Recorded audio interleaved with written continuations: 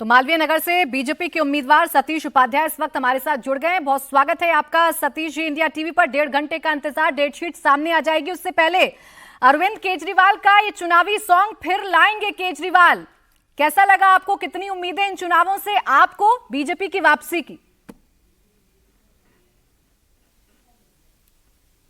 नहीं, बीजेपी की तो इस बार निश्चित रूप से फिर लाएंगे केजरीवाल नहीं, फिर दिल्ली को बचाएंगे अब दिल्ली वासी। जिस प्रकार से दिल्ली 10 साल में बेहाल हुई है, दिल्ली का गौरव बीजेपी को वापस लेकर के आना है। दिल्ली में भ्रष्टाचार के अलावा गवर्नेंस नाम की कोई चीज नहीं है। इस सरकार ने दिल्ली को 10 साल में पूरी तरह से बेहाल कर दिया। लोगों की जो बुनियादी सुविधाएं हैं, चाहे वो पीने का पानी है, लोगों को कंटेमिनेटेड वाटर मिलता है, चाहे वो सड़कें हैं, पूरी सड़क है या गड्ढा है। पॉश कॉलोनीज में मैं मालवीय नगर की बात करूं, कोई भी कॉलोनी ऐसी नहीं है जहां सड़कें टूटी हुई ना हो। कोई भी गांव विलेज हमारे यहां ऐसा नहीं है जिसकी गलियां टूटी हुई ना हो। कोई भी पार्क ऐसा नहीं है जिसकी हालत बदहाल ना हो। उनके पास एमसीडी है। कूड़े के पहाड़ हटाएंगे, लेकिन कूड़े के पहाड़ छोटे छोटे पूरी विधानसभा में आपको मिल जाएंगे। और केवल कूड़े के पहाड़ ही नहीं मिलेंगे, आप अपना कैमरा भेजिएगा। हौज खास में एक सड़क है, वो सड़क पिछले 4 साल से कूड़े के पहाड़ों से पटी हुई है और उस सड़क पर आप देखेंगे रास्ता ही बंद हो गया है, कूड़े का पहाड़ वहां पर बन गया है। मैं दिल्ली के अन्य प्रदेशों की बात नहीं कर रहा हूं जहां पर बाढ़ आती है। बारिश के दिनों में मालवीय नगर की विधानसभा, जिसको आप वीवीआईपी विधानसभा कहते हैं, 4 फीट से लेकर के 7 और 8 फीट तक पानी इस बार लोगों के घरों में भरा है। ये कोई बाढ़ नहीं थी, ये केवल और केवल कुप्रबंधन था, केवल और केवल लापरवाही थी, जिससे लोगों को लाखों रुपए का नुकसान हो गया।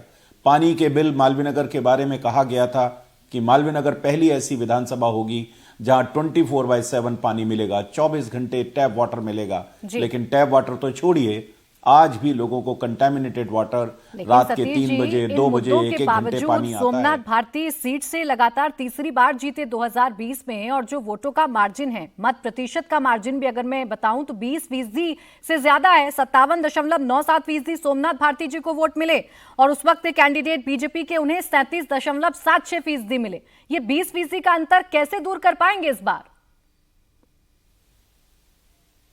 मैं आपको जो बोल रहा हूं कि जनता के मन में परिवर्तन और जिस प्रकार का कुप्रबंधन, कुव्यवस्था और लोगों को जो बेबसी है, वो यहां पर आकर के आप देख सकते हैं। सवाल परसेंटेज का नहीं है। जब जनता बदलाव करती है तो सारे प्रतिशत धराशायी हो जाते हैं। वो प्रतिशत का कोई मायने नहीं रहता। लोगों के जीवन में बार बार लोगों ने मौका दे दिया और मौका अब ये बार बार नहीं मिलता है। आप आकर के यहां दुर्दशा तो देखिए, लोगों के मन की परेशानियां तो देखिए। लोगों ने जो सपने लोगों को दिखाए थे, जिस प्रकार से लोगों को झूठ बोला गया था, जिस तरह के माया जाल और प्रपंच पूरे दिल्ली में रचे गए, उन सब का जवाब निश्चित रूप से आपको वो तो जो आप प्रतिशत की बात कर रहे हैं, वो तो आपको मतपेटियां ही बताएंगी। आज जब चुनाव डिक्लेयर हो जाएगा और पूरे मालवीय नगर की जनता ने इस बार तय किया है कि मालवीय नगर में 100% कमल खिलेगा। इस कॉन्फिडेंस के पीछे की वजह आम आदमी पार्टी बता रही है वोटर लिस्ट में छेड़खानी। वोटर लिस्ट में बदलाव हुआ, कुछ वोटर्स काट दिए गए और अपने नए वोटर्स का इजाफा बीजेपी ने वोटर लिस्ट में करवा लिया। इसी माध्यम से आप चुनाव जीतेंगे। ये पार्टी जो है ना, ये पार्टी किस प्रकार का झूठ, आडंबर और ये मारपीट और छेड़छाड़ वाली पार्टी तो है ही। यही सब में छेड़छाड़ करती है। आपको मैं याद दिला देता हूं, केजरीवाल जी ने अभी मुझे किसी पत्रकार ने पूछा कि इलेक्शन कमीशन को एक लेटर लिखा है कि वो पूरी की पूरी सूचियां बिना उसके ही देखना चाहते हैं, बिना किसी प्रोविजन के देखना चाहते हैं। ये लोगों पर दबाव बनाना। आप भूल गए क्या कि दिल्ली के चीफ सेक्रेटरी को रात के 12 बजे बुला करके किस तरीके से दबाव बनाने के लिए बेइज्जत किया गया? तो छेड़छाड़ तो इनके करैक्टर में है। इनके विधायकों के ऊपर जो मुकदमे लगे हुए हैं, एक नहीं कई मुकदमे छेड़छाड़ के लगे हैं।